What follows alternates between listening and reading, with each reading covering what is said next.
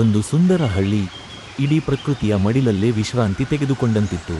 ಬೆಳಗಿನ ನಸುಕಿನಲ್ಲಿ ಹಕ್ಕಿಗಳ ಕೂಗು, ಗೋಪಾಲಕರ ಎತ್ತುಗಳ ಕರೆ ಹಾಗೂ ದೇವಾಲಯದ ಗಂಟೆಯ ಶಬ್ದ ಎಲ್ಲವೂ ಜೀವನದ ಸರಳತೆಯ ಚಿತ್ರಣ ನೀಡುತ್ತಿತ್ತು. ಈ ಹಳ್ಳಿಯಲ್ಲಿ ಒಬ್ಬ ಗಂಭೀರ ಬಡ ಹುಡುಗನು ತನ್ನ ಪಾಠಶಾಲೆಗೆ ಹೋಗಲು ಸಿದ್ಧವಾಗುತ್ತಿದ್ದ. ಅವನ ತಾಯಿಯ ಕೈಯಲ್ಲಿ ಇಡ್ಲಿ ಚಟ್ನಿಯ ಟಿಫಿನ್ ಡಬ್ಬ, ಮುಖದಲ್ಲಿ ಪ್ರೀತಿಯ ನಗು, ಆದರೆ ನಾಡಿ ಮಾತ್ರ ಗಂಭೀರ ಭವಿಷ್ಯದ ಕನಸುಗಳು. ಈ ಹುಡುಗನ ಹೆಸರು ವಿದ್ಯಾಧರ. ಅವನು ಏನನ್ನು ಸಾಧಿಸಿದನು ಎಂಬುದು ಈ ಕಥೆಯ ಹೃದಯವಾಗಿರುವುದು. ಹಳ್ಳಿಯೊಂದರಲ್ಲಿ ಬಡತನದಲ್ಲಿ ಬೆಳೆದ ಚಿನ್ನ, ಹೆಸರಿಗಷ್ಟೇ ಚಿನ್ನ, ಆದರೆ ಕನಸು ದೊಡ್ಡದು. ತಂದೆ ಹೊಲದಲ್ಲಿ ದುಡಿಯುತ್ತಿದ್ದ, ತಾಯಿ ಮನೆ ಮನೆಗೆ ಕೆಲಸಕ್ಕೆ ಹೋಗುತ್ತಿದ್ದಳು.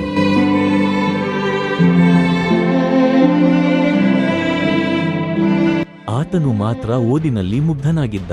ಹೊತ್ತಾದರೂ ವಿದ್ಯುತ್ತಿಲ್ಲ, ಲ್ಯಾಂಪಿನ ಬೆಳಕಿನಲ್ಲಿ ಓದುತ್ತಿದ್ದ.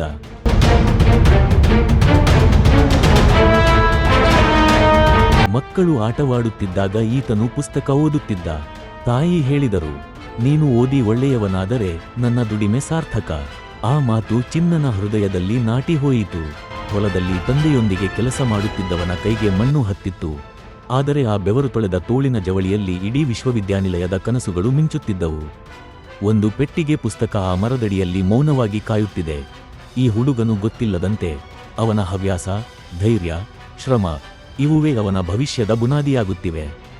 ಅಂದು ರಾತ್ರಿ ಮನೆಯಲ್ಲೇ ಅಂಧಕಾರ, ಕೇವಲ ಒಂದು ಮೇಣದ ಬತ್ತಿ ಬೆಳಕು. ತಾಯಿ ಮಗನ ಕೈ ಹಿಡಿದು, ನೋಟದಲ್ಲಿ ಕಳವಳ, ಮಾತುಗಳಲ್ಲಿ ಪ್ರೇರಣೆ, ನೀನು ನನ್ನ ಕನಸು ಮಗ, ಓದು ಅಂತ ಬಿಟ್ಟು ಬಿಡ್ಬೇಡ.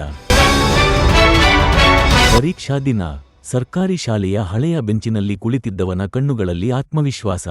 ಪೆನ್ನು ಬಿಗಿಯಾಗಿ ಹಿಡಿದಿದ್ದ 14 ವರ್ಷದ ಕೈಗೆ ಅಷ್ಟು ತೀವ್ರತೆ ಇರಲಿಕ್ಕಿಲ್ಲ ಎನ್ನುತ್ತೇವರೆ. ಅವನು ನಂಬಿಕೆಯ ಜೊತೆಗೆ ಬರೆದಿದ್ದನು.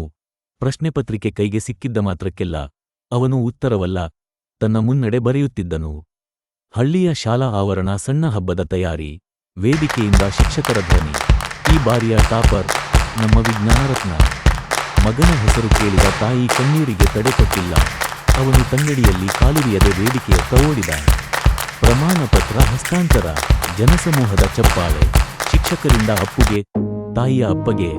ಆ ದಿನ ಹಳ್ಳಿ ತುಂಬು ಗೆಲುವಿನ ನಗು ಕಾಣುತ್ತಿತ್ತು. ಅಂದಿನ ಮಣ್ಣು ಹಿಡಿದ ಕೈ ಇಂದು ಶ್ರೇಷ್ಠ ವಿಜ್ಞಾನ ಸಂಸ್ಥೆಯ ಬಾಗಿಲು ದಾಟುತ್ತಿದೆ. ಬಿಳಿ ಅಂಗಿ, ಚಕ್ಕರಿದ ಕಣ್ಣುಗಳು, ಉಸಿರಾಟದಲ್ಲಿ ಆಶಯ.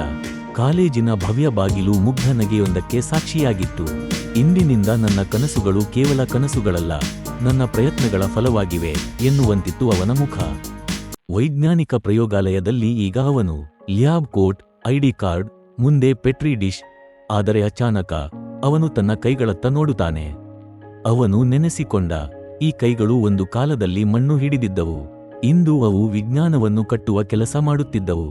ನಗು ಕೂಡ ಕಣ್ಣುಗಳಿಂದ ಹೊರಬರುತ್ತಿತ್ತು. ತಾವು ಎಲ್ಲಿ ಇದ್ದೆವೋ ಎಂಬುದನ್ನು ಮರೆಯದೆ ಮುಂದುವರಿಯುವುದು ಅದು. ಒಂದು ಹಳ್ಳಿಯ ಮಣ್ಣಿನಿಂದ ಆರಂಭವಾದ ಕಥೆ. ಶ್ರಮ, ಬಡತನ, ಪ್ರೀತಿ, ತಪಸ್ಸು ಇವುಗಳ ನಡುವೆಯೇ ಬೆಳೆದ ಒಂದು ಕನಸು. ಅವನ ಕೈಗೆ ಮಣ್ಣು ಹತ್ತಿತ್ತು, ಆದರೆ ಅವನ ಮನಸ್ಸು ಆಕಾಶವನ್ನು ಸ್ಪರ್ಶಿಸುತ್ತಿತ್ತು. ತಾಯಿಯ ಕಣ್ಣೀರೇ ಅವನ ಶಕ್ತಿ, ತಂದೆಯ ಶ್ರಮವೇ ಅವನ ದಾರಿ. ಇಂದು ಅವನು ದೇಶದ ದೊಡ್ಡ ವಿಜ್ಞಾನ ಸಂಸ್ಥೆಯಲ್ಲಿ ಕೆಲಸ ಮಾಡುತ್ತಿದ್ದಾನೆ. ಅವನ ಕನಸು ಮಾತ್ರವಲ್ಲ, ಲಕ್ಷಾಂತರ ಮಕ್ಕಳಿಗೂ ಸ್ಫೂರ್ತಿಯಾಗಿದೆ. ಈ ಕಥೆ ನಿಮಗಾಗಿ. ಯಾರಾದರೂ ಬಡವಿರಬಹುದು, ಬೆನ್ನಿಗೆ ಅಡಚಣೆಗಳು ಇರಬಹುದು, ಆದರೆ ನೀವು ನಿಮ್ಮ ಕನಸುಗೆ ನಿಷ್ಠೆಯಿಂದ ಹೋರಾಟ ಮಾಡಿದರೆ ಆ ಕನಸು ನಿಮಗೆ ನಿಜವಾಗಿಯೇ ಸಿಕ್ಕುತ್ತೆ. ಪ್ರತಿ ಮಣ್ಣಿನ ಹಣ್ಣು ಮರವಾಗುವುದಿಲ್ಲ, ಆದರೆ ಪ್ರತಿ ಶ್ರಮದ ಫಲ ವಿಫಲವಾಗುವುದಿಲ್ಲ. ಕಥೆ ಇಲ್ಲಿಗೆ ಮುಕ್ತಾಯ, ಆದರೆ ನಿನ್ನ ಕಥೆ ಇತ್ತೀಚೆಗೆ ಆರಂಭವಾಗುತ್ತಿದೆ. ನೀನು ಕೂಡ ಪ್ರಯತ್ನಿಸು, ಮತ್ತೆ ಶ್ರಮಿಸು, ಮತ್ತೆ ನಗಿಸು. ಇಂತಹ ಪ್ರೇರಣಾದಾಯಕ ಕಥೆಗಳು, ಮಕ್ಕಳಿಗೆ ಮಾರ್ಗದರ್ಶನ, ಭವಿಷ್ಯ ನಿರ್ಮಾಣಕ್ಕೆ ನಿಮ್ಮ ಜೊತೆಗಿದ್ದೇವೆ. ಧನ್ಯವಾದಗಳು. ನಮಸ್ಕಾರ ಮಕ್ಕಳೇ. ನೀವು ಇನ್ನೂ ರೂಪೇಶ್ ಸರ್ ಕ್ಲಾಸಸ್ ಯೂಟ್ಯೂಬ್ ಚಾನೆಲ್ನು ಸಬ್ಸ್ಕ್ರೈಬ್ ಮಾಡಿಲ್ಲವೇ? ಇಂದೇ ಮಾಡಿ. ಓದನ್ನು ಮಜಾದಾರಿಗೆ ತರೋದು ಇಲ್ಲಿ.